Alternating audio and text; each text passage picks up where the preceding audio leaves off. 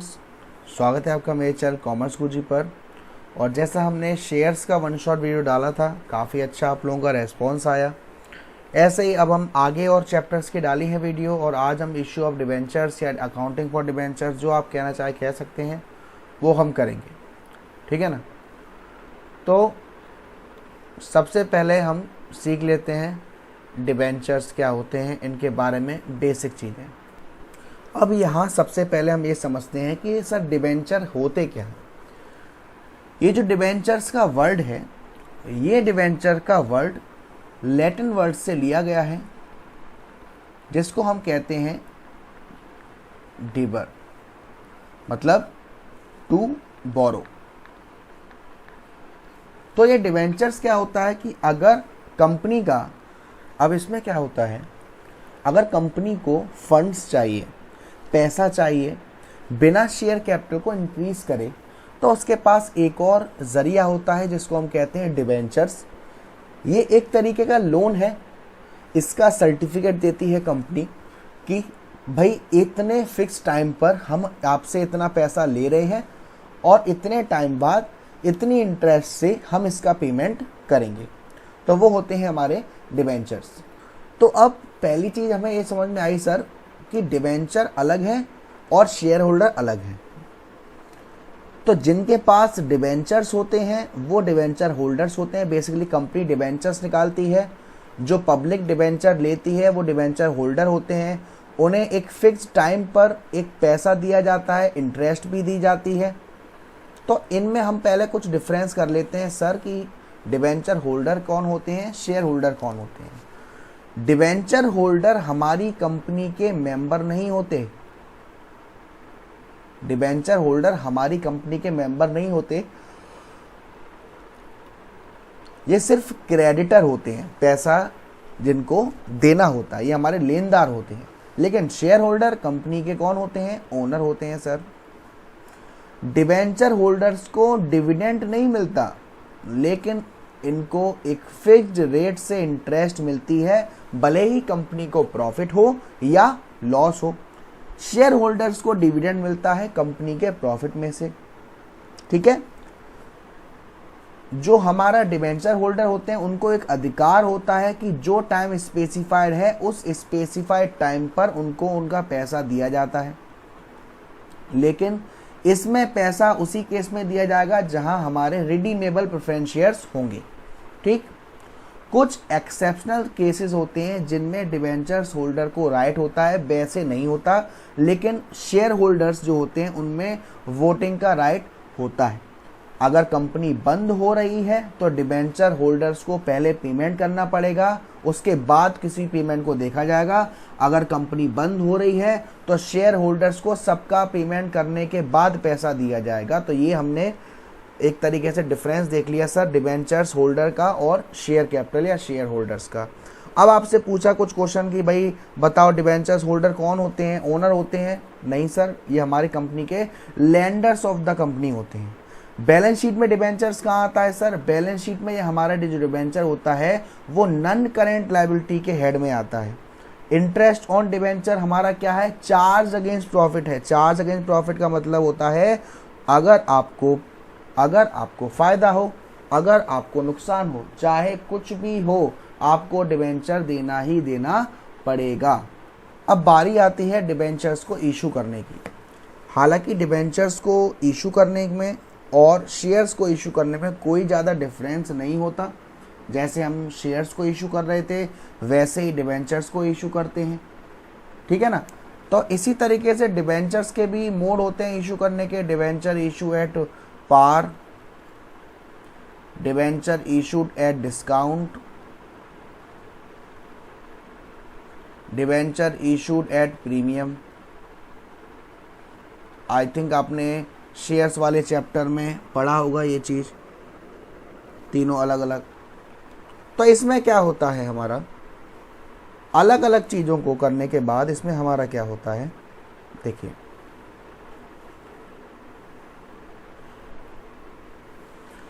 अगर डिबेंचर हमारे पार पर इशू करे गए हैं, पार का मतलब क्या है कि जितने का डिबेंचर दिया है उतना ही उसकी फेस वैल्यू है।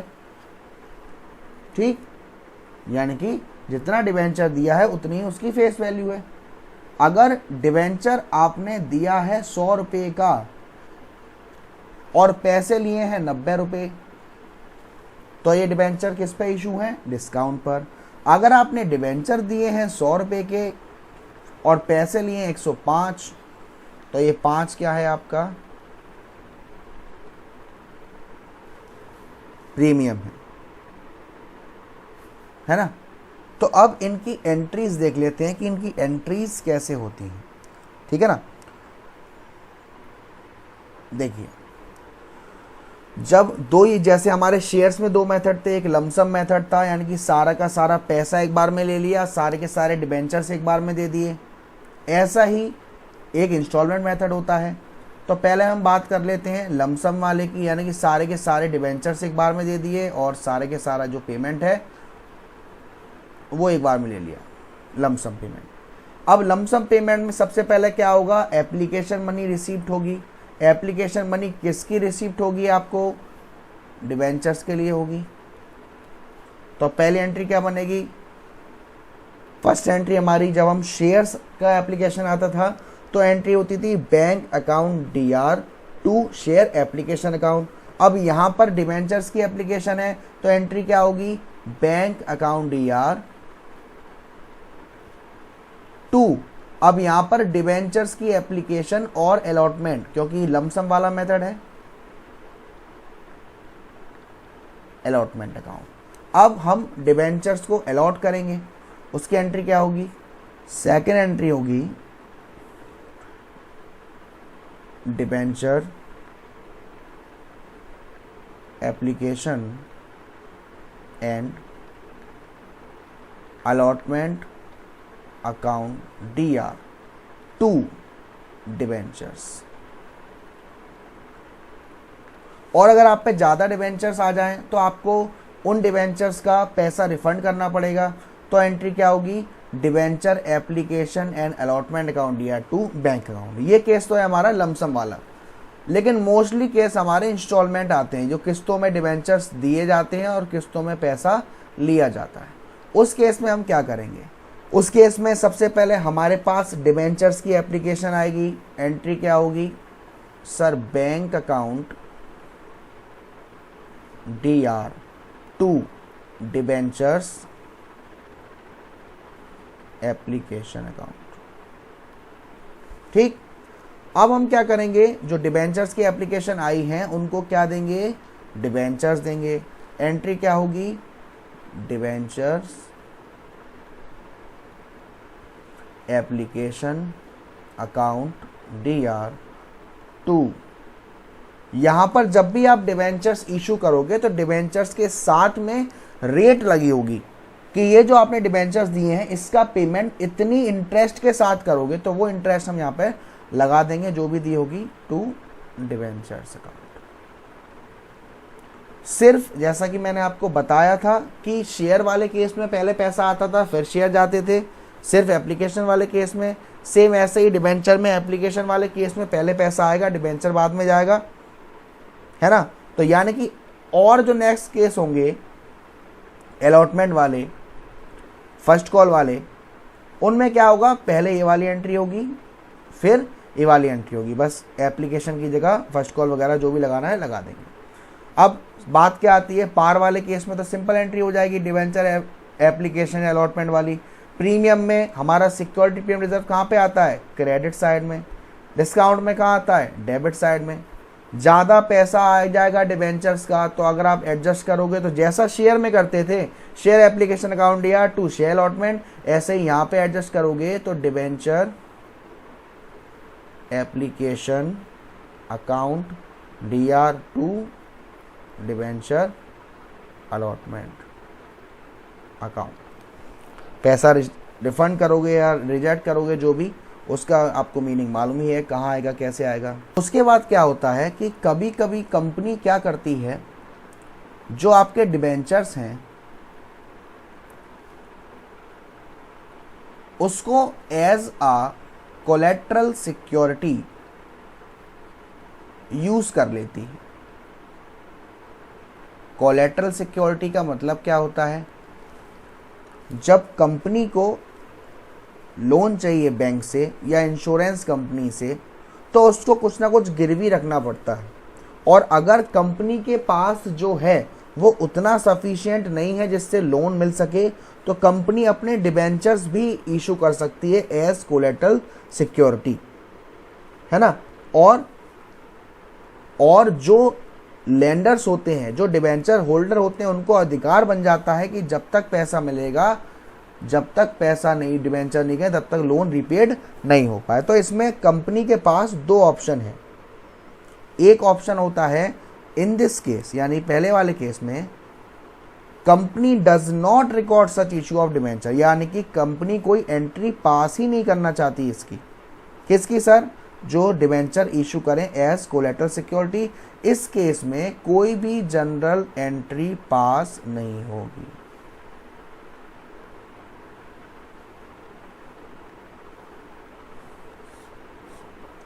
ठीक, ये कुछ नहीं किया जाएगा, जो आपकी बैलेंस शीट है वहां पर शो कर दिया जाएगा। लेकिन अगर कंपनी चाहती है कि जो उसने डिबेंचर इशू करे हैं एज अ कोलेटरल सिक्योरिटी, उनकी एंट्री पास करी जाए, तो उस केस में एंट्री पास होती है debentures suspense account DR2 debentures account. ठीक, जो आपका डिबेंचर सस्पेंस अकाउंट होता है वो बैलेंस शीट में एसेट साइड में शो होता है, और जो डिबेंचर्स होती हैं वो बैलेंस शीट में लायबिलिटी साइड होता है। जब लोन रीपेड क्लियर कर दिया जाता है तो इसी एंट्री को रिवर्स कर दिया जाता है उस इफेक्ट को कैंसिल करने के लिए। तो यहाँ तक आपको शायद कोई दिक्कत नहीं होगी। फिर भी अगर कोई दिक्कत होती है तो आप इजीली जब चाहें कमेंट बॉक्स में, या मेरा नंबर दे रखा होगा वाट्स सेक्शन है, वो आप पूछ सकते हैं। अब जैसा कि मैंने बात करी थी सर इंटरेस्ट की, जो पर्सन डिबेंचर्स होल्डर होते हैं उन्हें इंटरेस्ट पेड करी जाती है एक तरीके के रिवॉर्ड के रूप में, है ना। तो अब क्या होता है कि जो इंटरेस्ट दी जाती है डिबेंचर होल्डर्स को, एक तरीके का रिवॉर्ड होता है कि भाई आपने हमारी कंपनी के डिबेंचर्स में इन्वेस्ट किया, तो इसके लिए जो हमने कहा था, जिस रेट से कहा था, उस रेट से फिक्स इंटरेस्ट देंगे आपको, और ये एक तरीके का चार्ज अगेंस्ट प्रॉफिट है। तो इसके लिए कंपनी को क्या होता है, company interest net of tax यानी कि TDS मेंटेन करती है। अब सर TDS क्या होता है? TDS के बारे में आपको नॉलेज होना बहुत ज़रूरी है। TDS हमारा एक सिस्टम होता है जो कि इनकम टैक्स डिपार्टमेंट ने, TDS एक सिस्टम है जो कि इनकम टैक्स डिपार्टमेंट ने इंट्रोड्यूस किया है, जहां पर जो पर्सन रेस्पॉन्सिबल है, जिसे कुछ पेमेंट करने हैं, जैसे सैलरी है, रेंट है, इंटरेस्ट है, कमीशन है, वो लायबल होता है डिडक्ट करने का एक सर्टेन परसेंटेज, किस में से, जो उसे अमाउंट मिलना है वो इंटरेस्ट के रूप में वो डिडक्ट कर सकता है, जिसको हम कहते हैं TDS। तो इस केस में एंट्रीज क्या पास होती हैं वो आप ध्यान से समझिएगा। सबसे पहले एंट्री पास होती है इंटरेस्ट को रिकॉर्ड करने की, इंटरेस्ट ड्यू होती है। एंट्री क्या होती है? Interest account DR2 debenture holder. Sir जो डेट कहा था उस डेट पर इंटरेस्ट ड्यू हो गई, तो उस केस में ये वाली एंट्री पास होगी, interest account DR2 debenture holder.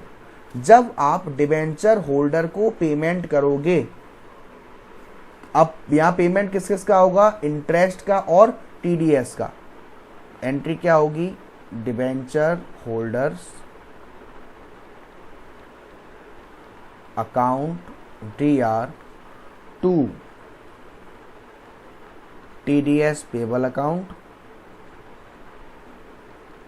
और 2 बैंक अकाउंट। अब यहां पर ये TDS पेबल है, इसकी एंट्री पास करनी पड़ेगी अलग से। एंट्री क्या होगी? TDS payable account DR2 bank account. फिर आपको ये जो इंटरेस्ट है वो प्रॉफिट एंड लॉस में शो करोगे। प्रॉफिट एंड लॉस में क्या आ जाएगा? एंट्री क्या होगी? Statement of profit and loss account DR। But आपको एक बात याद रखनी है कि अगर आपने डिबेंचर्स इशू करे हैं एज कोलेटरल सिक्योरिटी उस केस में कोई इंटरेस्ट पेबल नहीं है। अगर इंटरेस्ट एक्रूड हो चुकी है, ड्यू ऑन डिवेंचर्स अपेयर जो होता है किस में होगा, सिक्योर लोन के हेड में। अगर इंटरेस्ट एक्रूड हुई है बट ड्यू नहीं हुई है तो करेंट लायबिलिटी के हेड में आएगा। अब मैं आपको कुछ 6 केस ऐसे बताने वाला हूं जो आपको बहुत ही ज़्यादा समझने वाली चीज़ है और जिनमें से केस आते ही आते हैं, पेपर में आपको आते ही आते हैं, बोर्ड में आपको आते ही आते हैं। बड़े ही ध्यान से समझना और इसकी एंट्री कैसे होती है। डिबेंचर जो इशूड करे वो करे पार पर और रिडीमेबल भी पार पर ही है। इशू का मतलब है डिबेंचर देना, रिडीम का मतलब डिबेंचर होल्डर्स को डिबेंचर्स का पेमेंट करना। तो इसमें क्या होगा बेटा, एंट्री क्या होगी, डिबेंचर इशू करने की एंट्री आपको मालूम होगी, bank account DR to debenture application allotment account, और रिडीम भी उस पर ही हो रहे हैं। तो दूसरी एंट्री क्या होगी, यहाँ सिर्फ आपको इशू ऑफ डिबेंचर्स की एंट्री पास करनी है, रिडीम वाले की नहीं करनी। तो इशूड एट पार में तो जैसे आप करते थे bank account DR to debenture application and allotment account, और दूसरी entry debenture application and allotment account DR 2% debentures account. ये पहला केस। 3 केस बहुत इजी हैं, एंड के 3 काफी थोड़े से ट्रिकी कह सकते हो।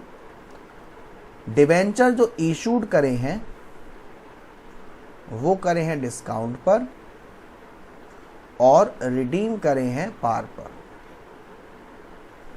मतलब कि आपने डिबेंचर्स तो दिए 100 रुपए के, लेकिन पैसे 100 रुपए नहीं लिए, ठीक। और रिडीम जब करोगे तो पैसे उतने ही दोगे। तो उसमें क्या होगा, पहली एंट्री तो सेम वही होगी, bank account DR to debenture application and allotment account. Second entry जो होगी वो क्या होगी, debentures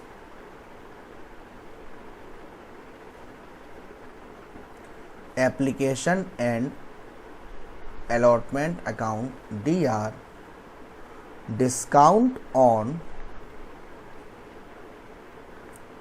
issue of debentures account और 2 debentures। यहाँ जितने के डिबेंचर्स दिए, यहाँ जितना पैसा लिया और यहाँ जो डिस्काउंट। थर्ड केस आता है डिबेंचर इशूड करे हैं प्रीमियम पर, लेकिन रिडीम क्या सर, पार पर। रिडीम करा है पार पर। 100 रुपए का डिबेंचर दिया, पैसे लिए 110, और जब पेमेंट करेंगे तो वो भी 100 रुपए करेंगे। पहली एंट्री में कोई चेंज नहीं, bank account DR to debenture application and allotment account. Second entry क्या होगी, डिबेंचर्स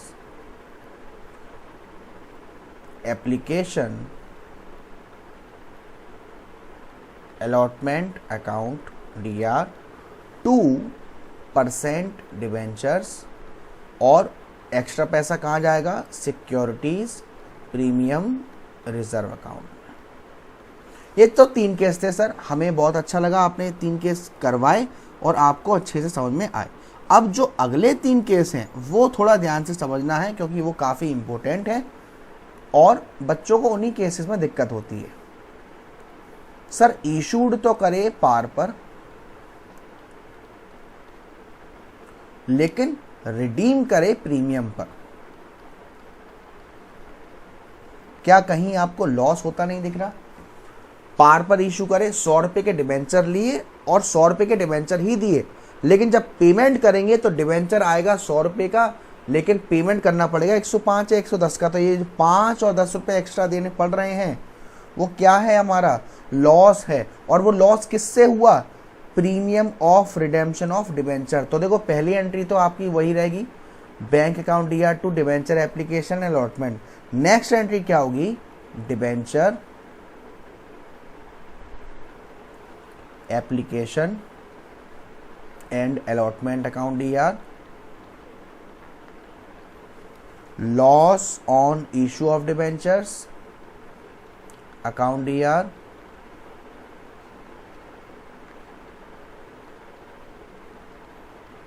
%2 डिबेंचर्स अकाउंट और 2 प्रीमियम, प्रीमियम किस पे था, 2 premium of redemption of debenture. अगर प्रीमियम इशू पर होता तो सिक्योरिटी प्रीमियम रिजर्व, अब क्योंकि ये रिडेम्पशन है तो 2 प्रीमियम। या डिबेंचर जितने के थे वो यहाँ प्रीमियम, यहाँ ये जो प्रीमियम के वजह से लॉस हुआ वो यहाँ पर, और डिबेंचर्स की वैल्यू। ये है 4th केस। नेक्स्ट केस आता है 5th केस।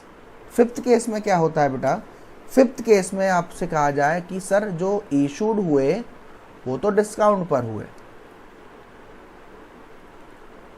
और सर रिडीम कर रहे हैं प्रीमियम पर, यानी कि डिबेंचर लिया 100 रुपये, डिबेंचर दिया 100 रुपये का, पैसे लिए 90, और जब पेमेंट करोगे तो करने पड़ेंगे 110 105।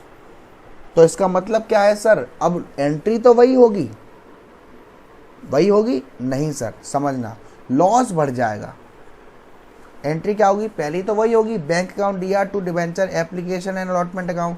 सेकंड एंट्री जो होगी वो होगी debentures application and allotment account DR, discount on issue of debentures account DR, loss on issue of debentures account DR, 2% debentures और 2 premium of redemption of debentures. Last entry आती है 6th एंट्री, सर इशूड तो करे premium पर और redeem भी करे premium पर। दोनों में फ़र्क क्या है, दोनों में फ़र्क ये रहेगा कि जो ये शुरुआत का जो प्रीमियम इशूड है उसकी वैल्यू इसकी वैल्यू से कम होगी। तो एंट्री क्या होगी, पहली एंट्री तो सेम है sir, bank account DR to debenture application and allotment account. दूसरी एंट्री क्या होगी, debenture application and allotment account DR, loss on issue of debentures account DR, 2% debentures. अब 2 प्रीमियम है, 2 premium of redemption of debenture और 2 security premium reserve. ये 6 case हैं जो आपको काफ़ी ज़्यादा इंपॉर्टेंट रहते हैं, इनमें से आपसे पूछा जाता ही जाता है, ठीक है ना। देन उसके बाद क्या होता है भाई, अगर आपने डिबेंचर इशू करे और पैसा नहीं लिया, कोई एसेट्स ले ली, ठीक है ना, एसेट ले ली तो आपको मालूम है उस केस में पार भी हो सकता है, प्रीमियम भी हो सकता है। तो किसी की एसेट लेते हैं तो एंट्री क्या होती है सर, पहली entry sundry assets account DR to vendors account. अगर जो वैल्यू है डिबेंचर की, अलॉट करे हैं डिबेंचर, वो परचेज प्राइस से ज़्यादा है तो गुडविल अकाउंट डेबिट होगा, और अगर जो डिबेंचर अलॉट करे हैं वो परचेज प्राइस से कम है तो capital reserve account credit side में जाएगा। ये आपको याद रखना है। उसके बाद डिबेंचर्स पेड करेंगे तो दूसरी एंट्री होगी vendors account DR to debenture. फिर आपको देखना है कहीं प्रीमियम पे कराए या उस पर कराए डिस्काउंट पे, तो उसमें केस वही लगता है जो शेयर्स में लगता था, जो हम अमाउंट निकालते थे सेम वैसे ही निकालेंगे, ठीक। तो ये सारी चीज़ें हैं। कुछ फॉर्मूले आपको याद रखने हैं कि अगर आपका जो परचेस कंसीडरेशन है वो नेट एसेट से ज़्यादा है, उस केस में हम क्या करेंगे, फॉर्मूला रहेगा आपका नेट एसेट निकालने का सैंड्री एसेट्स माइनस सैंड्री लायबिलिटी, और गुडविल निकालने का purchase consideration minus net assets, इस तरीके से। और जब परचेस कंसीडरेशन कम है किससे, नेट एसेट से, तो यहाँ गुडविल की जगह क्या आ जाएगा, कैपिटल रिजर्व। तो ये आपके डिबेंचर्स की कहानी है बेटा पूरी, जो मेन चीज़ें हैं, जैसी मेन चीज़ें हैं वो हैं। उसके बाद अगर मुझे लगता है कि कुछ इंपॉर्टेंट क्वेश्चन जो मैं आपको डालूंगा ही डालूंगा, बताऊंगा ही, अगर इस पर कोशिश करूंगा कि इस वीडियो के डिस्क्रिप्शन में मैं लगा दूं जितना जल्दी हो सके। तुरंत नहीं लगा पाऊंगा क्योंकि काफ़ी ज़्यादा टाइम लगता है, तो तुरंत तो डिस्क्रिप्शन में लिंक नहीं लग पाएगी, लेकिन आने वाले दिनों में मैं बहुत जल्द लगा दूंगा। तो आप जब भी वीडियो को देखने के बाद चेकआउट करिएगा तो आप देख लेना कुछ दिनों बाद, या मुझसे आप व्हाट्सएप पे ले लीजिएगा क्वेश्चन, ठीक है ना। प्लीज़ वीडियो को ज़्यादा से ज़्यादा लाइक करिएगा, शेयर करिएगा, और चैनल को अगर अब तक सब्सक्राइब नहीं किया है तो प्लीज़ मेरे बच्चे अब तो सब्सक्राइब कर दीजिए यार।